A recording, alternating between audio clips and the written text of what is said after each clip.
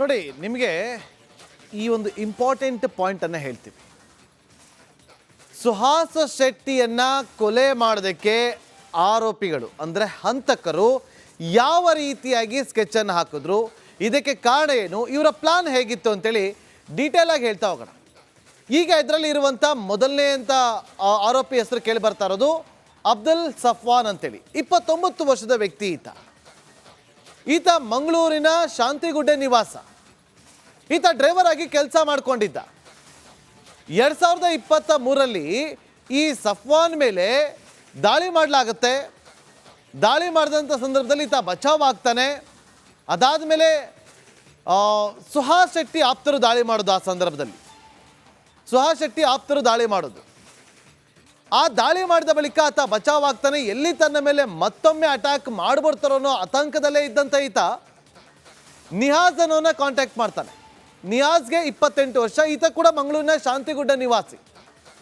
ಈತನ ಕೆಲಸ ಏನು ಅಂತಂದರೆ ಹೆಲ್ಪರ್ ಕೆಲಸ, ಮೇಸ್ತ್ರಿಗಳಿಗೆ ಹೆಲ್ಪರ್ ಮಾಡುವಂಥ ಕೆಲಸವನ್ನು ಮಾಡ್ಕೊಂಡಿದ್ದ.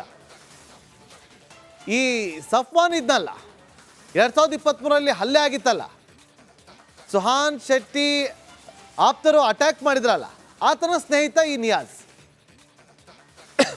ಸೊ ದಾಳಿ ಮಾಡ್ತಾರೆ. ದಾಳಿಯ ಪ್ರತೀಕಾರವನ್ನು ತೆಗೆದುಕೊಳ್ಬೇಕು ಅಂತೇಳಿ ಇಬ್ಬರು ಕೂಡ ಚರ್ಚೆ ಮಾಡ್ತಾರೆ. ಇಬ್ಬರು ಚರ್ಚೆ ಮಾಡಿದಾಗ ಈ ಇಬ್ಬರಿಗೆ ಸಿಗುವಂಥದ್ದು ಮೊಹಮ್ಮದ್ ಮುಜಾಮಿಲ್ ಅಂತೇಳಿ. ಈತನಿಗೆ 32 ವರ್ಷ. ಈತ ಮಂಗಳೂರಿನ ಕೆಂಜಾರು ನಿವಾಸಿ. ಈತ ಸೌದಿಯಲ್ಲಿ ಸೇಲ್ಸ್ಮನ್ ಆಗಿ ಕೆಲಸ ಮಾಡ್ಕೊಂಡಿದ್ದ. ಯಾವಾಗ ಈ ನಿಯಾಜ್ ಚರ್ಚೆಗೆ ಎಂಟ್ರಿ ಕೊಡ್ತಾನೋ, ಮುಜಾಮಿಲ್ ಆತ ಕೂಡ ಹತ್ಯೆಗೆ ಆಯಿತು ಮಾಡೋಣ ಅಂತೇಳಿ 3 ಪ್ಲಾನನ್ನು ಮಾಡ್ತಾರೆ. ಆ 3 ಪ್ಲಾನನ್ನು ಮಾಡಿ ಸ್ಕೆಚ್ ಹಾಕ್ತಾರೆ.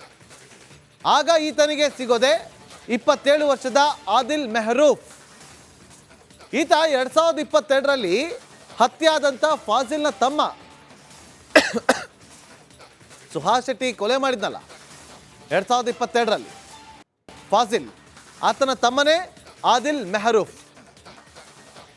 ಈತನಿಗೆ ಅಣ್ಣನ ಹತ್ಯೆಗೆ ಸೇಡನ್ನು ತೀರಿಸಿಕೊಳ್ಳಲೇಬೇಕು ಅಂತೇಳಿ ಆತ ಬಹಳ ವರ್ಷಗಳಿಂದ ಕತ್ತಿಯನ್ನು ಮಸ್ತಾ ಇದ್ದ. ಆದರೆ ಈ ಪ್ರಕರಣದಲ್ಲಿ ಆತ ನೇರವಾಗಿ ಇನ್ವಾಲ್ವ್ಮೆಂಟ್ ಆಗಿಲ್ಲ. ಆದರೆ 5 ಲಕ್ಷ ರೂಪಾಯಿ ಸುಪಾರಿಯನ್ನು ಕೊಟ್ಟಿದ್ದ ಆದಿಲ್. ಈ 5 ಲಕ್ಷ ರೂಪಾಯಿ ಎಲ್ಲಿಂದ ಬಂದಿದ್ದು? ಪರಿಹಾರವಾಗಿ ಬಂದಂಥ ಹಣ.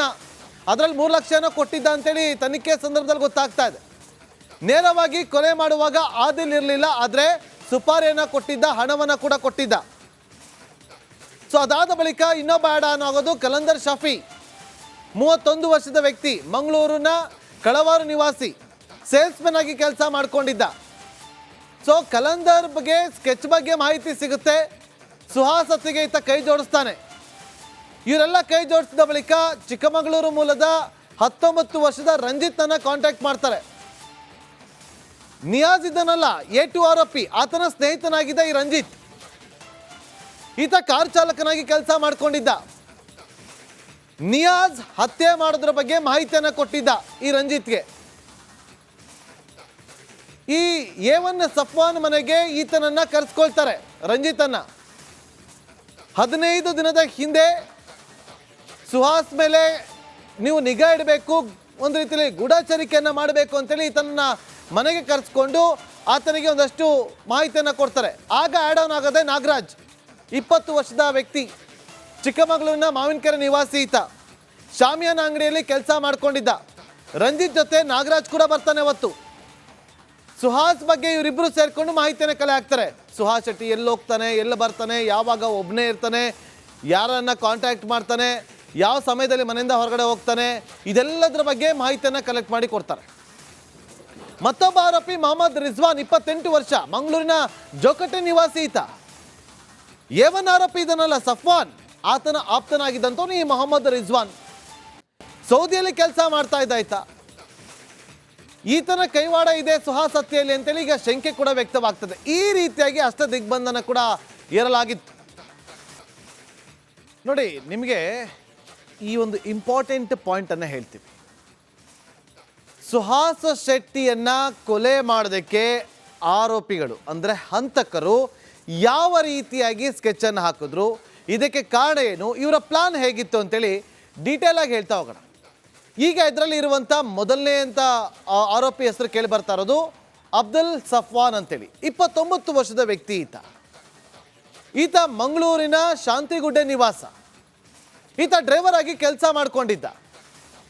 2023ರಲ್ಲಿ ಈ ಸಫ್ವಾನ್ ಮೇಲೆ ದಾಳಿ ಮಾಡಲಾಗುತ್ತೆ. ದಾಳಿ ಮಾಡಿದಂಥ ಸಂದರ್ಭದಲ್ಲಿ ಈತ ಬಚಾವ್ ಆಗ್ತಾನೆ.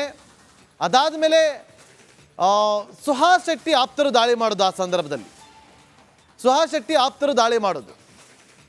ಆ ದಾಳಿ ಮಾಡಿದ ಬಳಿಕ ಆತ ಬಚಾವ್ ಆಗ್ತಾನೆ. ಎಲ್ಲಿ ತನ್ನ ಮೇಲೆ ಮತ್ತೊಮ್ಮೆ ಅಟ್ಯಾಕ್ ಮಾಡ್ಬಿಡ್ತಾರೋ ಅನ್ನೋ ಆತಂಕದಲ್ಲೇ ಇದ್ದಂಥ ಈತ ನಿಹಾಜ್ ಅನ್ನೋನ ಕಾಂಟ್ಯಾಕ್ಟ್ ಮಾಡ್ತಾನೆ.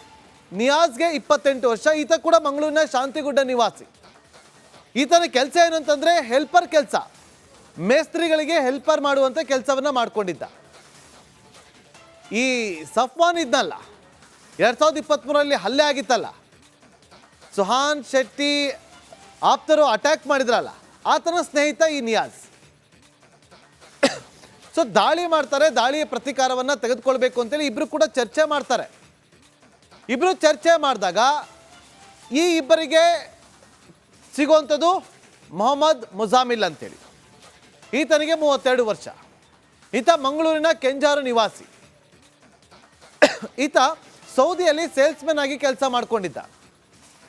ಯಾವಾಗ ಈ ನಿಯಾಜ್ ಚರ್ಚೆಗೆ ಎಂಟ್ರಿ ಕೊಡ್ತಾನೋ ಮುಜಾಮಿಲ್, ಆತ ಕೂಡ ಹತ್ಯೆಗೆ ಆಯಿತು ಮಾಡೋಣ ಅಂತೇಳಿ ಮೂವರು ಪ್ಲಾನನ್ನು ಮಾಡ್ತಾರೆ. ಆ ಮೂವರು ಪ್ಲಾನನ್ನು ಮಾಡಿ ಸ್ಕೆಚ್ ಹಾಕ್ತಾರೆ. ಆಗ ಈತನಿಗೆ ಸಿಗೋದೆ 27 ವರ್ಷದ ಆದಿಲ್ ಮೆಹರೂಫ್. ಈತ 2022ರಲ್ಲಿ ಹತ್ಯೆಯಾದಂಥ ಫಾಜಿಲ್ನ ತಮ್ಮ. ಸುಹಾಸ್ ಶೆಟ್ಟಿ ಕೊಲೆ ಮಾಡಿದ್ನಲ್ಲ 2022ರಲ್ಲಿ ಫಾಜಿಲ್, ಆತನ ತಮ್ಮನೇ ಆದಿಲ್ ಮೆಹರೂಫ್. ಈತನಿಗೆ ಅಣ್ಣನ ಹತ್ಯೆಗೆ ಸೇಡನ್ನು ತೀರಿಸಿಕೊಳ್ಳಲೇಬೇಕು ಅಂತೇಳಿ ಆತ ಬಹಳ ವರ್ಷಗಳಿಂದ ಕತ್ತಿಯನ್ನು ಮಸ್ತಾ ಇದ್ದ. ಆದರೆ ಈ ಪ್ರಕರಣದಲ್ಲಿ ಆತ ನೇರವಾಗಿ ಇನ್ವಾಲ್ವ್ಮೆಂಟ್ ಆಗಿಲ್ಲ. ಆದರೆ 5 ಲಕ್ಷ ರೂಪಾಯಿ ಸುಪಾರಿಯನ್ನು ಕೊಟ್ಟಿದ್ದ ಆದಿಲ್. ಈ 5 ಲಕ್ಷ ರೂಪಾಯಿ ಎಲ್ಲಿಂದ ಬಂದಿದ್ದು? ಪರಿಹಾರವಾಗಿ ಬಂದಂಥ ಹಣ. ಅದರಲ್ಲಿ 3 ಲಕ್ಷನ ಕೊಟ್ಟಿದ್ದ ಅಂತೇಳಿ ತನಿಖೆ ಸಂದರ್ಭದಲ್ಲಿ ಗೊತ್ತಾಗ್ತಾ ಇದೆ.